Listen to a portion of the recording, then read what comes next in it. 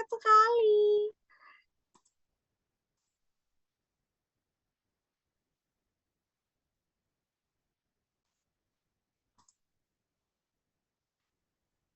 Histologi uropetika. Gampang deh histologi ya. Nanti nek mau nanya aja langsung ya. Mulai ya. Assalamualaikum warahmatullahi wabarakatuh. Ya wes dimulai aja ya. Ini ada dua nanti histologi uropatika sama histologi itu apa repro kok repro apa genital. Ya, uro uro kan apa uro kan uropatika uro berarti urin ya. Berarti sistem perkemihan. Nah, fungsi ginjal udah tahu ya. Membuang sisa metabolisme, terutama urea sama kreatinin ya. Iki rek ya. Jadi pasien-pasien dengan gagal ginjal itu kreatininnya tinggi, ureanya tinggi. Nah, kreatinin sama urea ini apakah zat sisa metabolisme ya?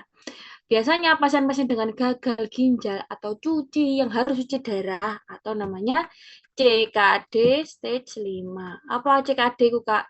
Chronic Kidney Disease. Nah, kebetulan aku kerja di klinik cuci darah ya, Rek. Jadi ngurusi pasien-pasien cuci darah ya, yang kreatinin sama ureanya sangat tinggi.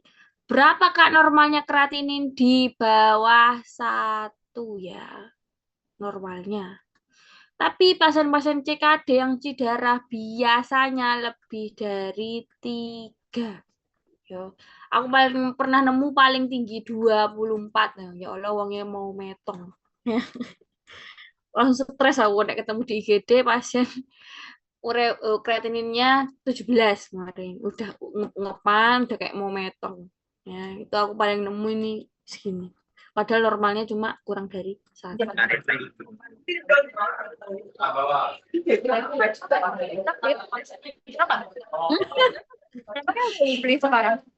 Terus yang kedua, mengatur keseimbangan air sama elektrolit tubuh. Terus mensekresi renin sama mengatur tekanan darah. Sekresi eritropoetin. Dia berhubungan sama produksi eritrosit. Makanya pasien-pasien yang gagal ginjal biasanya apa? Biasanya anemia. Karena apa? Karena pasien-pasien yang apa gagal ginjal tidak bisa mensekresi eritropoetin. Eritropoetin menghasilkan eritrosit ya. Makanya pasiennya selalu anemia ya, pasien-pasien gagal ginjal. Terus ginjal buat unit fungsional dari mekanisme pengaturan fisiologis yang dilakukan oleh nefron. Ya, gambarnya ya. Ada kortek, kemarin di anatomi udah ya. Ada kortek, dalamnya ada medula, ada kaliks minor sama kaliks mayor. Kaliks minor, mayor itu gabungan dari kaliks minor, ya.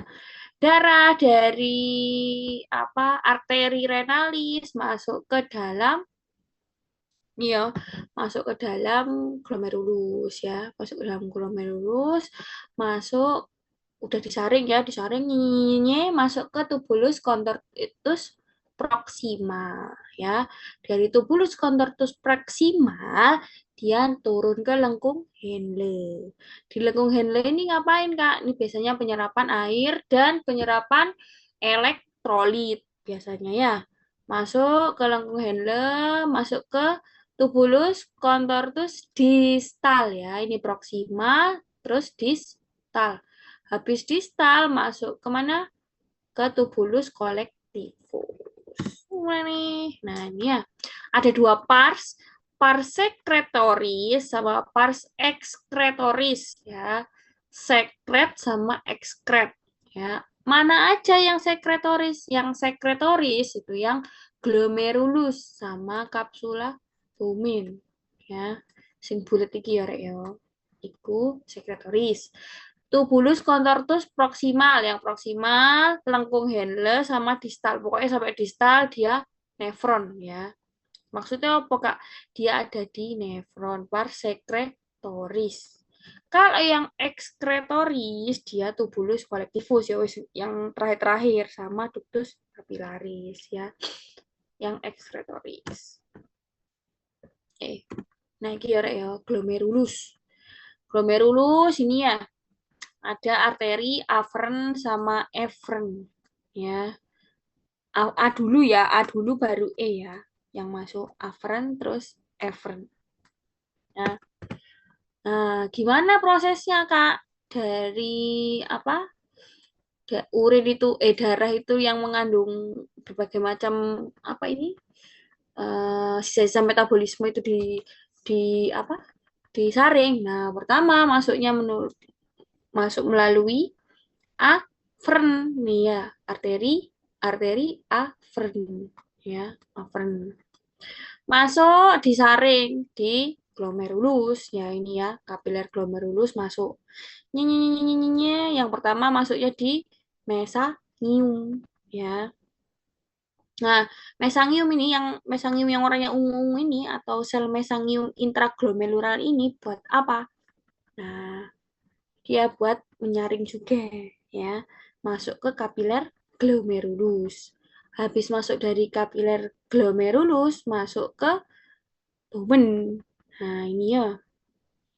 Terus masuk ke tubulus proksimal. Jadi disaring ya, Rek, ya. Disaring di mesangium, di kapiler glomerulus, dia masuk ke tubulus proksimal. Nah, dalam prosesnya itu ada apa aja? Nah, ada yang namanya makula densa sama sel granular. Nah, buat apa? Kalau makula densa, ini makula densa, yang mana makula densa Kak? Yang ini, yang bentuknya ini, ya, ungu-ungu pink. Dia sebagai reseptor sensorik renin, angiotensin, dan aldosteron. Buat apa? Buat mengatur fungsi tekanan darah dan air yang dibuang melalui urin. Ya, jadi tensinya dinaikkan atau diturunkan melalui apa? Melalui urin, melalui banyaknya volume darah dan volume urin. Itu makula densa, ya. Terus ada namanya sel juxtaglomerular. Nah, sel juxtaglomerular yang mana? Yang ungu ini. Dia buat apa? Lah, sel juxtaglomerular terjadi dua, makula densa sama granular sel sama mesangium sel. Nah, gunanya apa? Kalau juxtaglomerular dia mengatur aliran darah dan laju filtrasi dari glomerulus. Kalau yang sel juxtaglomerular buat apa? Mensintesis dan menyimpan renin. Ya, jadi kalau mau tensinya rendah, oh aku jadinya harusnya buang air, buang cairannya. Kalau tensinya rendah berarti aku buangnya harus sedikit. Jadi takip di dalam tubuh biar tensinya naik, volume darahnya naik, ya. Terus ada sel mesangial ekstraglomerular. Fungsinya buat apa? Vasokonstriksi dan vasodilatasi dari arteriol aferen dan eferen, ya. Kan tadi aferen ya, masuk disaring, airnya keluar melalui tubulus proksimal. Terus darah yang sudah bersih tadi keluar melalui arteri eferen, ya. Jadi darah kan tadi masuk dari arteri aferen ya, masuk disaring, terus cairannya tadi sudah disaring masuk ke tubulus proksimal, air yang sudah dipakai. Terus kalau di darah kan yang disaring, darah yang sudah disaring tadi ke arteri eferen masuk ke seluruh tubuh. Nah, ini ya sistemnya ya. Kalau pasien-pasien dengan hipotensi atau hipovolemia atau kadar volume darah dalam tubuh itu rendah, berarti apa mekanisme tubuhnya? Dengan cara hipoperfusi ginjal. Dengan apa? Menurunkan regangan baroreseptor pada dinding arterio aferen. Jadi yang masuk ke dalam arteri aferennya sedikit karena hipoperfusi.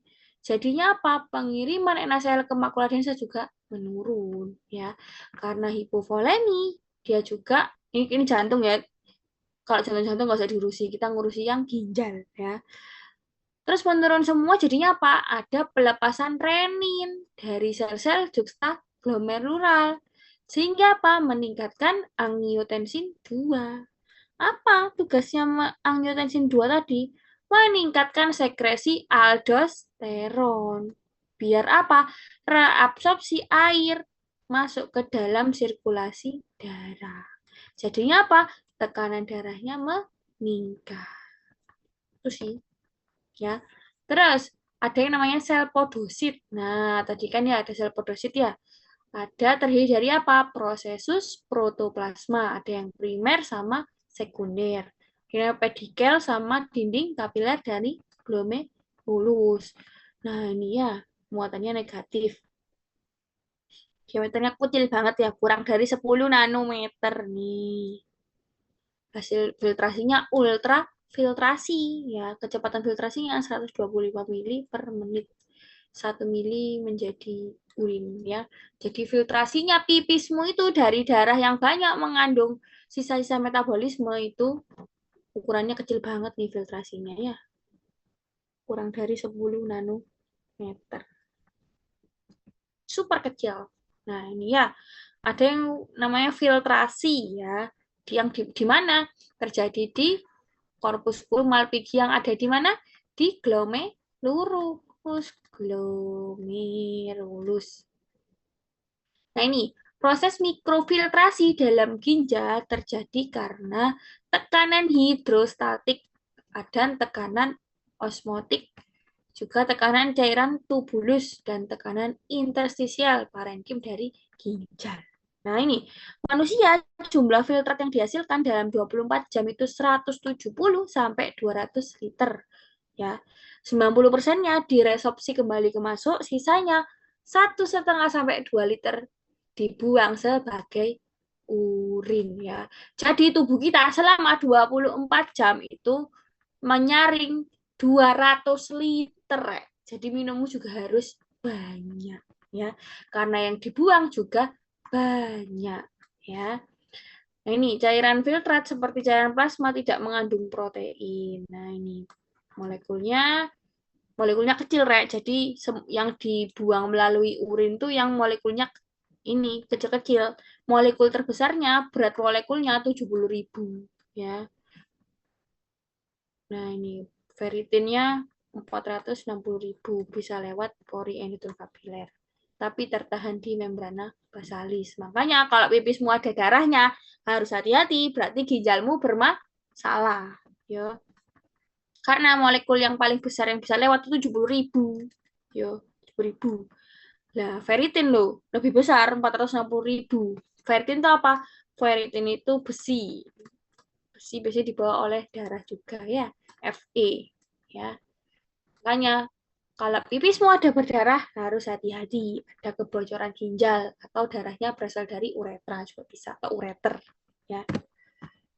Nah, ini ada di tubulus contortus proximal ya. Pertama kan masuk tubulus proximal dulu ya, contortus proximal. Diameternya 40 sampai 60 mikron. Epitelnya apa? Kolumner. Ya, aduh, salah.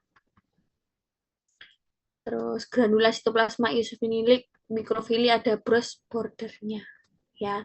Terus yang tubulus contortus distal dia segmen Henle ascendant ya. Diameternya 22 sampai 50 mikron, lebih pendek dia, selnya kuboid. Intinya lebih rapat, notor rapat-rapat, eosinofilik lemah sama mikrofilinya pendek. Terus yang segmen tipis yang handle-nya kan ada yang lebar, ada yang tipis toh. Nah, ini kan ya. Diameternya 15 mikron, lebih kecil, squamous kompleks. Intinya menonjol ke lumen.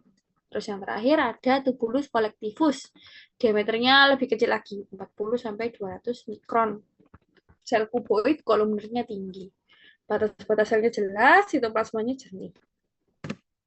Ini ada halo sitoplasma ya ini di sekitar ini. Nah, gitu bulus contortus proximal. Dia resorpsi air, asam amino, glukosa, natrium, klorida, dan air. Ya, kalau lengkung Henle mempertahankan gradien hipertonik melalui proses aktif sama pasif, transport ion sama protein. Kalau distal dia resorpsi atau pertukaran ion, retensi natrium dan ekskresi kalium. ya. Sama ekskresi hidrogen dan amonium. Amonium itu apa yang bikin pipismu jadi bau dan kuning. Terus tubuh koligens dia pengaruhnya dari ADH, aldosteron, diuretik hormon. Dia permeabel terhadap air, ya. Nah, ini ya ada pada fase rekta ada arteri renalis, ada arteri interlobularis, arteri arcuata, arteri interlobularis, ya, sama ada fasa rekta. Fasa rekta ada rekta vera, ada arteri arcuata sama arteri interlobularis, ya. Ada rekta spuria itu arteri eferen dekat sama medulanya. Ini ureter ya, ingat-ingat. Gimana Kak bedainnya ureter apa uretra? E dulu ya, ureter dulu. E sama uretra. E sama R kan duluan E kan, jadi E dulu ya. Ureter dulu. Jadi sebelum vesika urinaria atau sebelum bladder itu ureter ya. Ureter ada 3 lapisan. Tunika mukosa, muskularis, adventitia atau sirusa. Iya, tunika mukosa yang paling dalam, muskularis, otot, sama adventisia yang paling luar. Tunika mukosanya, nah mukosanya yang paling dalam ya, diliputi epitel apa transisional, tebelnya 4-5 lapis. Ya, bentuk selnya bervariasi, ada kuboid sampai pipi. Tergantung ureternya keregangannya gimana. Terus permukaannya nggak teratur. Terus ada lekuan-lekuannya. Ya. Tunika muskularisnya atau ototnya ada beberapa lapis. Nah, bagian dalamnya longitudinal. Bagian luarnya sirkuler. Ya. Di sepertiga bagian bawah. Ya. Tapi bagian luarnya dia oblik. Nah, pada saat masuk kan tadi kan ureter kan gini kan bentuknya ya, Rek, ya. Iki kan ureter, iki bladder, ya kan? Jadi kan ini ada ureter ya. Ini VU ya. Nah, ini kan ini ya sirkuler ya, sirkuler. Nah, pas masuk di vesika urinaria, saluran ini masuk ke VU, sirkulernya menghilang. Nah, jadinya lapisannya longitudinal dalam dan luar. Yo. Terus yang paling luar, tunika adventitia, dia jaringan pinggirnya fibroelastis. Vaskularisasinya dari plexus vaskuler dan tunika muskularis dan propria. Ya, ureter ya. Epitelnya transisional 3-5 lapis. Terus vesikel sitoplasma, selumennya melipat ya kalau ureter. Lamina proprianya jaringan pengikat padat, elastis ya. Lamina muskularisnya 2 lapis. Tadi ya, longitudinal, interna, sirkuler dan eksterna. Di yang paling bawah sirkulernya menghilang jadi longitudinal. Densitianya jaringan padat fibroelastis. Nah ini ya, VU-nya atau bladdernya dia mirip ureter, tapi epitelnya transisional ya. Lebih tebal. Ada 6-8 lapis sel. Kalau kosong dia 2-3 lapis sel. Pada saat terisi penuh kan kalau pas terisi penuh kan dia gembung kan, gembung apa merenggang kan. Nah, dia jadi lebih sedikit. Terus muskularisnya nggak lengkap. Dia cuma terisi dari serat-serat otot polos. Terus ada yang namanya lamina propria. Dia tebel ya, lamina proprianya. Muskularisnya ada 3 lapis. Ya. Adventisianya terdiri dari jaringan pengikat yang fibroelastis. Ya. Terus yang paling bawah ada uretra ya. Kalau uretra laki-laki biasanya 15 sampai 20 cm tergantung panjang penisnya. Terus kan ada parsnya, ada 3 pars kan kalau di uretra. Yang pertama pars prostatika ya. Pars prostatika yang ada di sini. Habis keluar ini kan ada prostat kan. pars prostatika namanya. Nah, bagian pertama berjalan menurun menembus kelenjar prostat dan dua saluran ductus ejaculatorius serta muara dari keluar kelenjar prostat yang bermuara. Nah, ini kan pars prostatika. Lah, like kalian ngerti biasanya mbak-mbak atau bapak-bapak, bapak-bapak tua atau kakek-kakek ya biasanya nggak bisa pipis karena apa? Karena ini rek. Jadi pada pasien-pasien tua itu apa prostatnya ini membesar rek. Jadi kan ada dua nih bentuknya benjolan begini ya. Nah biasanya pada orang-orang tua itu membesar. Jadinya apa? Kalau prostatnya membesar, dia menutupi dari si uretra pars prostatikanya. Kalau dilihat dari kamera, biasanya kalau dokter-dokter urologi itu mengoperasi pasien-pasien dengan penyakit prostat, itu kan dimasukin apa kamera dari sini ya, buat lihat sumbatannya di mana sih? Oh ternyata di sini di pars prostatika. Gambarnya gimana Kak? Biasanya gambar gambar bentukan prostatnya itu gambar gimana? Kayak pantat berwarna merah ya. Mama ini salurannya ya, ada pantatnya begini warna merah. Pantat bayi jadi pokoknya gambarnya pantat gini. Nah makanya urinnya susah keluar karena ketutupan sama prostat ini tadi ya gitu. Jadi nanti dokter urologinya ngapain? Ini nanti dikerok, prostatnya dikerok diambil cek, cek, cek, cek, cek, cek, jadinya salurannya terbebas dari prostat-prostat yang membesar ya, namanya hiper BPH penyakitnya ya, benign prostat hyperplasia ya. Jadi memang normal pada pasien-pasien atau kakek-kakek yang sudah tua ya. Biasanya paling sering ya, makanya dipasang selang biasanya. Dok nggak bisa pipis ya wes pasang selang. Nah tapi kan lama-lama kalau pasang selang terus kan nggak enak. Jadi harus diatasi penyebabnya, yaitu ya ini prostatnya yang dikerok. Tuh. Terus yang ada yang namanya pars membranacea ya. Dia cuma 1 cm toh, dibatasi oleh epitel pseudo kompleks kolumner. Nanti kan pars prostatika yang melewati prostat ya. Terus ada pars membranacea. Nah, ini berjalan dari puncak kelenjar prostat di antara otot bergaris menembus membran perineal. Nah, pada bagian ini uretranya membentuk sphincter uretra eksterna berupa otot yang berbaris. Ya. Nah, ini yang terakhir ada pars cavernosa atau pars spongiosum ya. Nah, ini menembus corpus spongiosum dan bermuara di gland penis. Distalnya atau bagian bawahnya lumen uretra melebar membentuk fossa navicularis. Epitelnya pseudo kompleks kolumner. Ada kelenjar litri ya, ini keluar ya. Kelenjar litri, kelenjar mukosa yang terdapat di sepanjang uretra.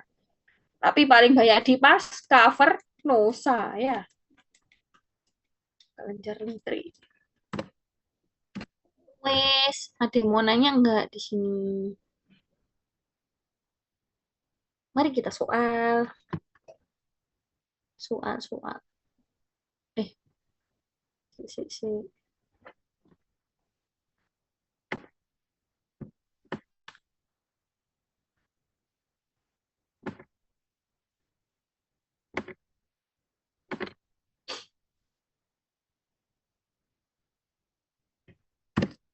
Ayo soal.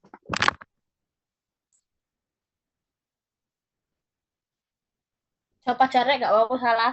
It's okay. Nanti dibenerin kok.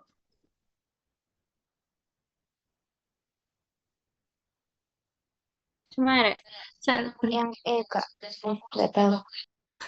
sel berikut ini yang didapatkan di antara eh, makula densa, endotel kapital, afferent dan efferent dan fagositor. Apa yang mana? Sel mesanyal. Sing mana, Kak? Gila, Rek. Jadi, Kak iso sih? Eh, si. Stop share. Nggak iso ya. Digambar. UM. Enable.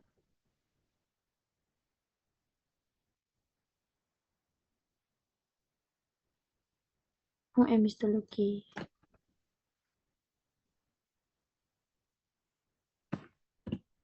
Nah, ini di antara makula densa, endotel, kapilar aferen dan eferen. Yang mana? Yang ini, Rek. Sel-sel mesangial yang tadi bentuknya warna ungu tadi, Rek. Ini kan arteri eferen, ya. Arteri aferen, gitu. Di antaranya, berarti sel mesangial ini. Ini sel mesangial nih. Mesangial sel, ya. Ini mesangial sel. Yang memproduksi renin tadi, renin. Eh, Hmm? Bener, ya, sel juxta glomerular, ya, juxta glomerulus. Nah, ini ya. Ini kan tadi kan kalau gambarnya tadi kan kalau lebih gampang ya, Reo. Ini kan aferen, ya toh. Ini eferen, ya. Tadi yang tengah-tengah, tadi yang apa? Di antara itu berarti sel-sel mesangial kan, ya. Yang warna ungu ini tadi kan sel mesangial, ya toh. Nah, tapi di tengah-tengahnya ada namanya juxtaglomerular. Juxtaglomerular terdiri dari makula densa, sel granular sama mesangium. Ya, tapi yang ekstra ya, ekstra glomerular. Nah, dia kalau yang memproduksi renin yang juxtaglomerular. Dia sel juxtaglomerular, dia mensintesis dan menyimpan renin. Pinter. Juxtaglomerular ya.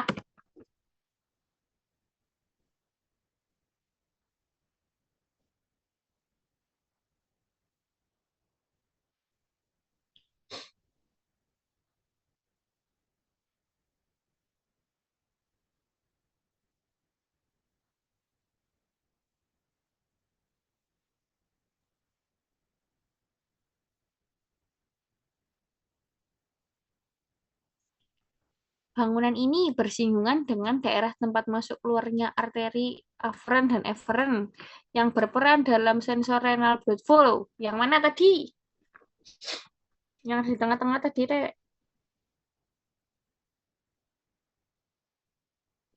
Kontortus bukan, Pak? Yang Tubulus kontortus distal proximal? distal, distal. Bentar, distal. Pinter banget. Nah, yang distal ya. Kenapa lah ini yo? Tadi kan distal tuh yang di sini, ya kan? Yang proksimal yang di sini, yang distal yang di sini ya. Pinter banget. Sensor renal blood flow itu apa? Dia makula densa ya. Sebenarnya ya. Sebenarnya sensornya itu makula densa, tapi kalau coba nih ya. Tadi kita jawab di tubulus contortus distal ya, yang paling dekat dengan ini semua. Pintar. Nih, arteri arcuata cabang dari ini kemarin, Mbak, ini anatomi. Interlobul, hmm, Arteri lobaris. lobularis. Lobaris. Lobaris, betul, pintar. Ya, Apalin aja yang pertama arteri renalis ya. Terus interlobaris, arcuata, terus interlobularis. Nah, iki rek bulet rek. Aku ki bingung ya kan beberapa beberapa sumber itu langsung lobar, terus ada yang interlobar, ada yang interlobular. Tapi kalau arcuata dia interlobar. Tapi gak ono. Yang penting lobar dulu baru lobular ya. Yang penting lobar dulu terus lobular ya. Arteri renal, lobar, arcuata, lobular ya. Terus baru aferen ya. Pinter.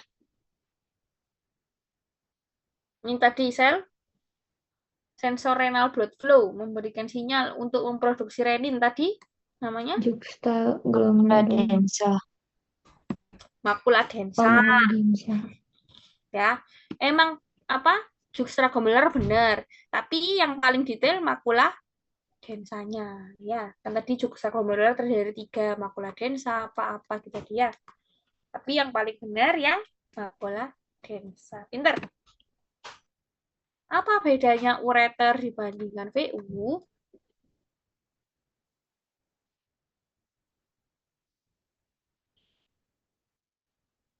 Jumlah urin yang melaluinya, anjay. Salah ya, Giara ya. Yang mana?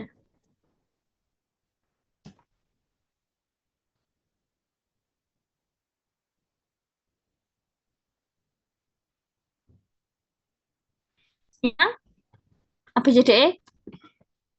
Aku pun salah, Rek. Oke. B. Ah, Oh. jumlah lapisannya. Tadi kan, ya ini ya. Kalau ureter lapisannya tadi ya. Kalau ureter 3 sampai 5 lapis ya. Nah, ini kalau fisika 6 sampai 8 lapis. Oke, lapisan epitel mukosanya ya.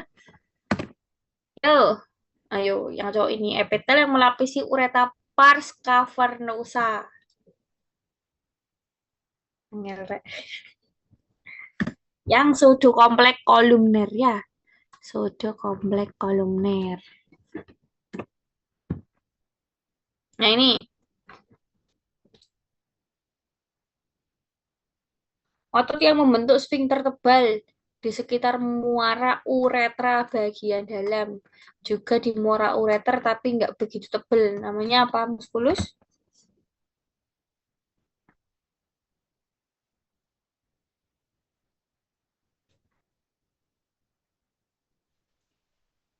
Sirkuler.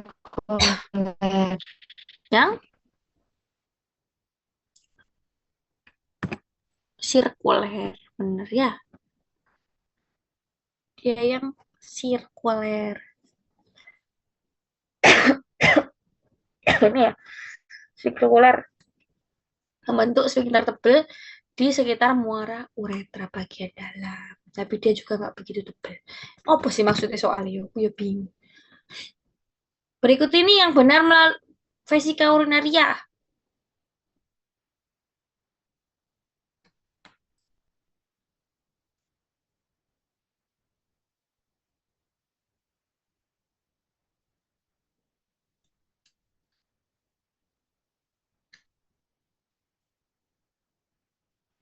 Yang mana, Rek?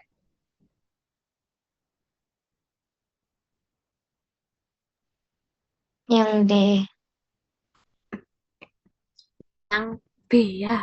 Kalau VU itu lamina propianya cukup tebal. Iki nek apa saranku ya, Rek. Nek histologi apa soal. Wes tau mesti soal wes mesti sama. Nah, ini di medula apa ya tadi? Iki mah anatomi ya. Medula ginjal. Ini kemarin, guys.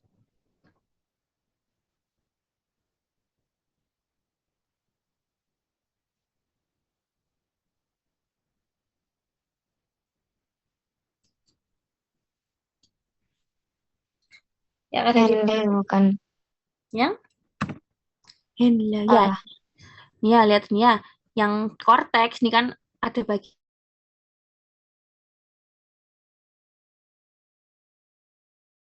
dome lurus, ada tubulus proksimal, terus ada tubulus distal ya, sama sebagian kecil dari tubulus kolektivus ya. Tapi kalau yang medula apa aja ya ini lengkung Henle ini kan di medula. Jadi apal aja satu yang kamu apalin. Yang medula cuma lengkung Henle ya. Itu tok. Lainnya di korteks. Ya, salah. Wes. Ada yang mau nanya? Kita mau teori yang kedua.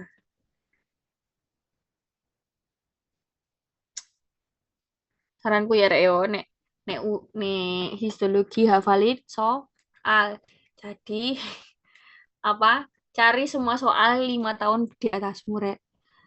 Terus kerjain. Terus besok kan mama aku ngerjain, kamu ngerjain, siapa ngerjain. Besok kita itu kalau mau ujian ini apa persalinan persepsi. Rek jawaban iki apa? Dan gitu nggak? Apa gimana biasanya?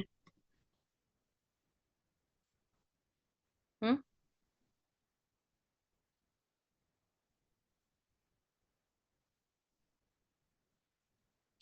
Enggak, Kak. Lah terus piye nek ujian? Beda-beda lah nilai.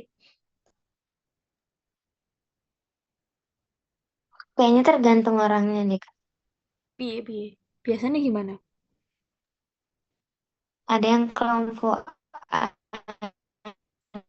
Oh, circle-circlean dah. Sedih. Ya wes, ya. Sistem genitalia yang maskulina yang cowok ya. Ada dua bagian. Nah, ini ya. Genitalia interna ada dua bagian, interna sama interna kok gak iso sih? Si. Ini aku yang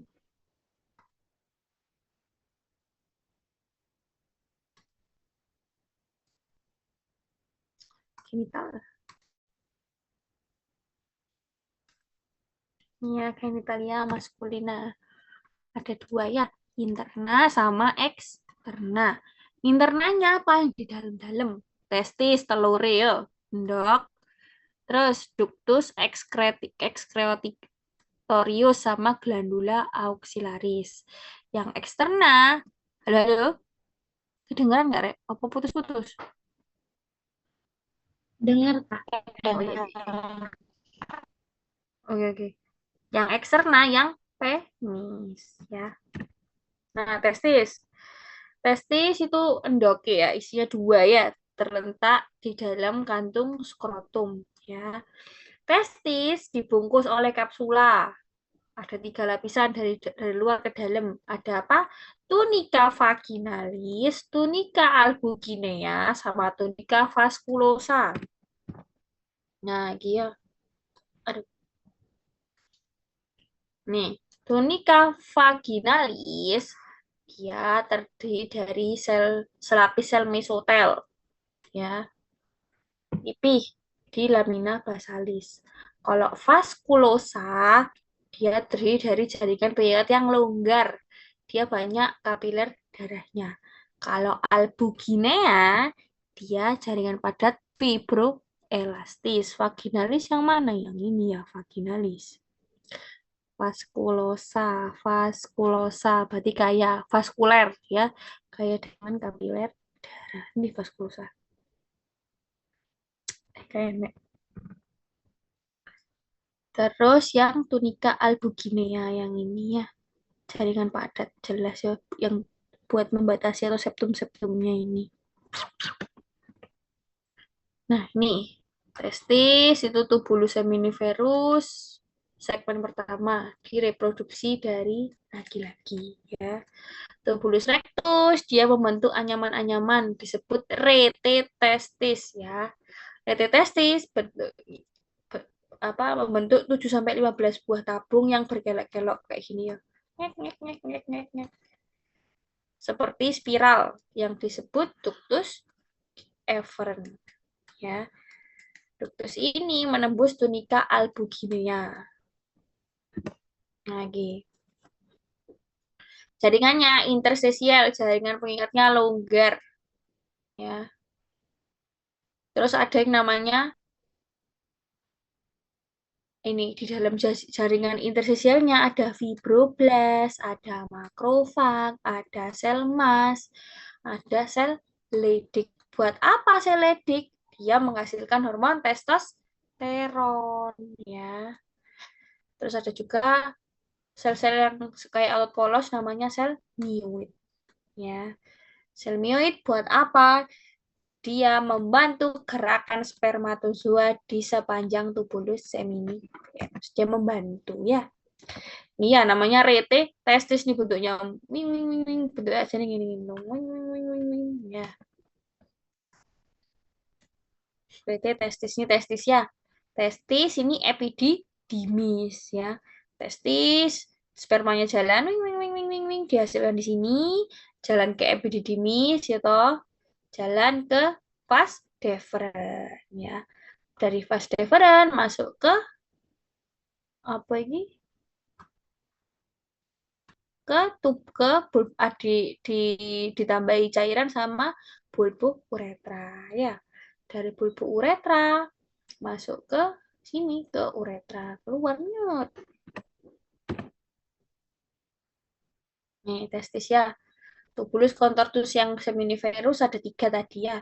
Tunica tropopia, membrana basalis sama epitelnya germinativum. Dia terdiri dari sel-sel spermatogenik dan sel Sertoli. Ya, testis ya. Ada selidiknya juga. Nih ya, selidik. Nah, ini epitel-epitelnya ya. Ada sel-sel interstisial, ada yang myoid cell. Lagi sel Sertoli, dia melakukan spermatogenesis ya. Dia nempel di membrana basalis tubulus contortus seminiferus. Dipisahkan oleh sel-sel yang spermatogenik. Batasnya gak jelas ya. Ini ya seminiferus. Juga spermatosit dan spermatid nih ya. Bentuknya kayak kecebong. Spermatosit sama myoid. Kalau myoid kan jelas ya beda ya. Nah ini ya bentuknya ya. Bentuknya dari kayak gini bulat. Terus berubah jadi begini, jadi begini, jadi begini. Terus nanti keluar apa di residualnya ada akrosomnya, jadinya begini nih, kayak kecebong. Ya, testis. Ada yang namanya selidik. Dia selnya besar, dia berkelompok juga. Diameternya 14 sampai 20 nano. Bentuknya oval atau polihedral. Intinya besar. Letaknya eksentris. Bentuknya sferis atau berlipat-lipat. Ya. Nih. Nih, nih, nih.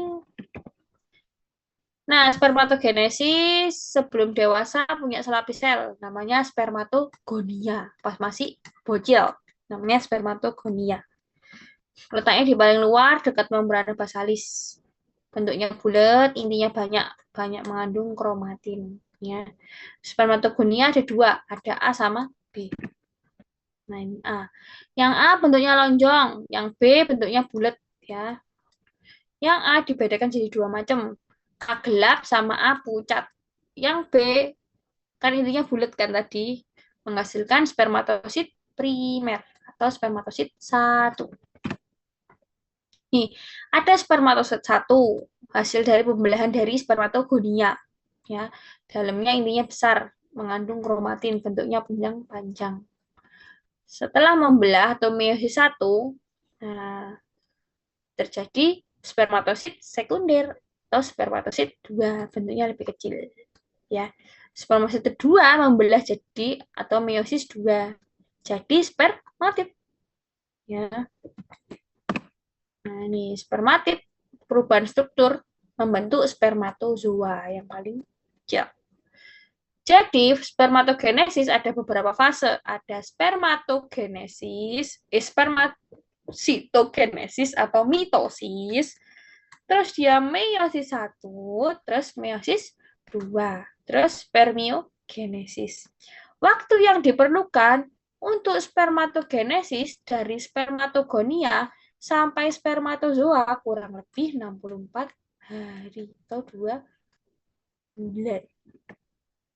Ya, dari spermatogonia terjadi mitosis ya. Ada tipe A sama tipe B ya tadi ya. Warnanya sama, bentuknya di bulat sama lonjong ya. Terus terjadi mitosis membentuk spermatosit primer. Terus terjadi meiosis yang pertama membentuk spermatosit sekunder. Terjadi meiosis sekunder. Jadinya terjadi bentuknya menjadi spermatid. Namanya spermiogenesis. spermatogenesis. Jadinya spermatozoa yang lepas residual badisnya. Ya, nih, ada ductus excretorius, ya, bagian dari organ genitalia interna. Ada apa aja? Tubulus seminiferus, retitestik,